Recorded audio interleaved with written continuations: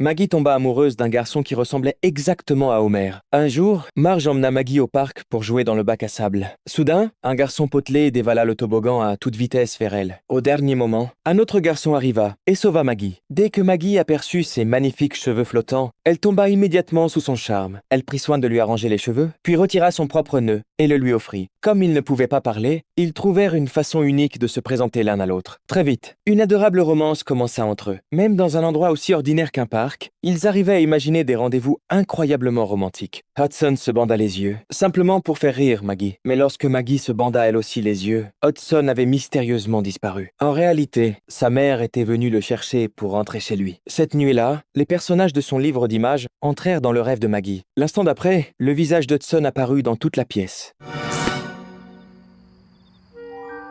Le lendemain, Maggie choisit soigneusement une couche colorée assortie à sa tenue. Elle se prépara avec beaucoup de soin, impatiente de retrouver Hudson pour un nouveau rendez-vous. Elle alla même jusqu'à renforcer son adorable odeur de lait. Dans la voiture, en attendant Marge, Maggie n'oublia pas de vérifier son apparence. Mais, à sa grande surprise, c'était Homer qui devait s'occuper d'elle aujourd'hui. En passant devant le parc, Maggie tourna le volant pour attirer l'attention d'Homer. Mais Homer ne remarqua absolument rien et conduisit finalement vers un autre parc. Une fois arrivé, Homer déposa Maggie dans l'herbe à côté du parc. À ce moment-là, il n'avait en tête que de délicieux burritos mexicains. Maggie aperçut de nombreux enfants autour d'elle. Elle chercha désespérément Hudson du regard. Puis elle traversa seule les dangereux équipements de l'aire de jeu. Elle vola même le skateboard de Nelson et s'en servit pour se propulser dans les airs. Enfin, elle aperçut le garçon qu'elle cherchait. Maggie lui fit signe avec enthousiasme. Mais Homer arriva à ce moment-là et la prit dans ses bras. Furieuse, Maggie lança directement son taco au visage d'Homer. Cette nuit-là, une Maggie mélancolique vida entièrement un biberon de lait. Elle dessina le portrait d'Hudson, puis demanda à la police de l'aider à le retrouver. Elle ne dormit même pas de toute la nuit. Jusqu'à ce que Marge entre dans la chambre, lui arrange les cheveux et efface ses cernes sous les yeux. Mais une fois de plus, ce fut Homer qui dut s'occuper d'elle. Lorsqu'il ratait encore une fois le parc, Maggie n'en put plus. Elle attrapa le volant et conduisit elle-même la voiture vers l'endroit où elle voulait aller. Une fois arrivée à destination, Maggie détacha rapidement sa ceinture. C'est alors qu'elle vit Hudson se diriger vers le petit train. Elle sauta rapidement dans la poussette qui se trouvait à côté, mais elle trébucha rapidement. Pendant ce temps, le conducteur avait déjà démarré le petit train. Même si Maggie franchit tous les obstacles sur son chemin, elle arriva encore trop tard. Heureusement, Hudson aperçut Maggie. Il courut immédiatement vers le dernier wagon du train et tenta de la faire monter. Il retira le nœud papillon attaché sur sa poitrine pour essayer de l'utiliser afin de l'attraper. Même si Maggie réussit à saisir le nœud papillon, ils échouèrent finalement. Le cœur brisé, Maggie abandonna la poursuite et s'assit au bord des rails. Mais en réalité, les rails formaient une boucle. Lorsque le train revint une nouvelle fois vers elle, Hudson réussit enfin à tirer Maggie à bord. Fou de joie, ils recommencèrent leur rendez-vous amoureux.